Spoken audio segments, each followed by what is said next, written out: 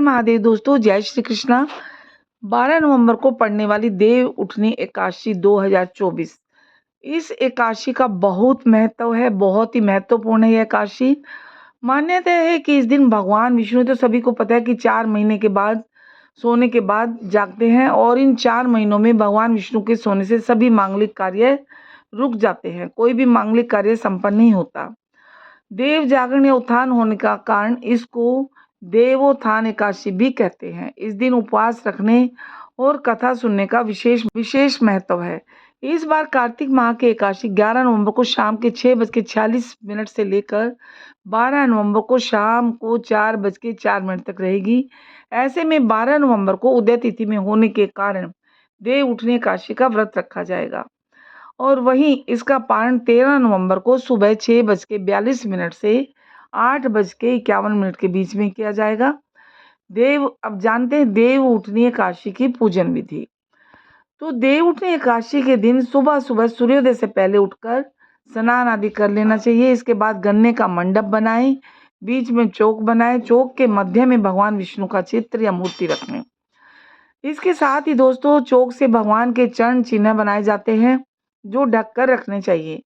भगवान को गन्ना, सिंघाड़ा और पीले फल मिठाई अर्पित किया जाता है।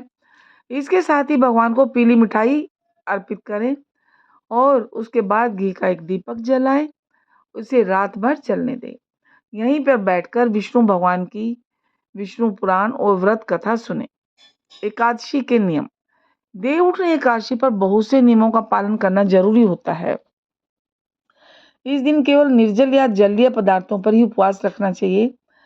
अगर आप नहीं भी रख सकते जलीय पर तो अन्न मत खाइए। व्रत रखने वाला रोगी, वृद्ध, बालक या व्यस्त व्यक्ति है तो केवल एक वेला का उपवास रख सकता है। इस दिन चावल और नमक से परहेज करना चाहिए।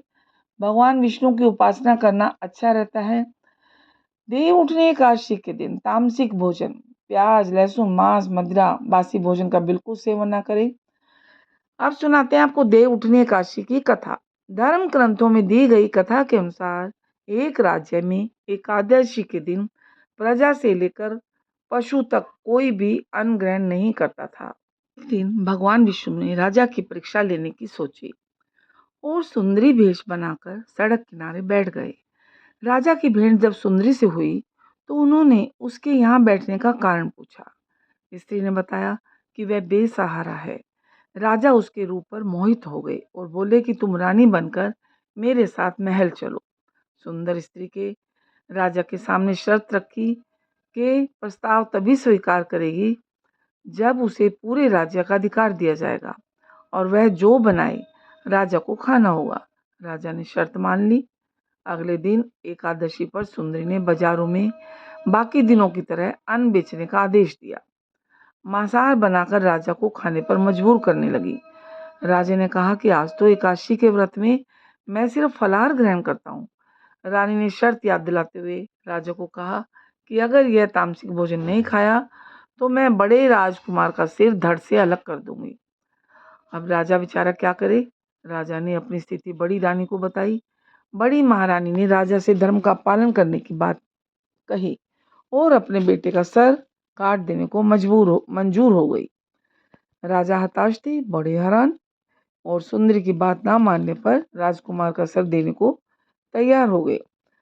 सुंदरी के रूप में श्री हरि राजा के धर्म के प्रति समर्पण को देखकर अति प्रसन्न हुए और उन्होंने अपने असली रूप में आकर राजा को दर्शन दिए।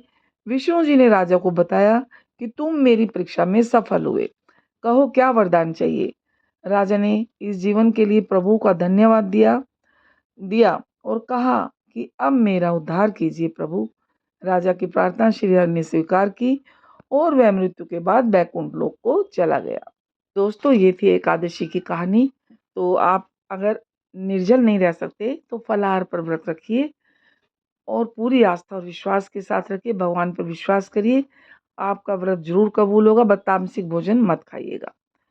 तो जय श्री कृष्णा। और आपको हमारी ये कहानी कैसी लगी?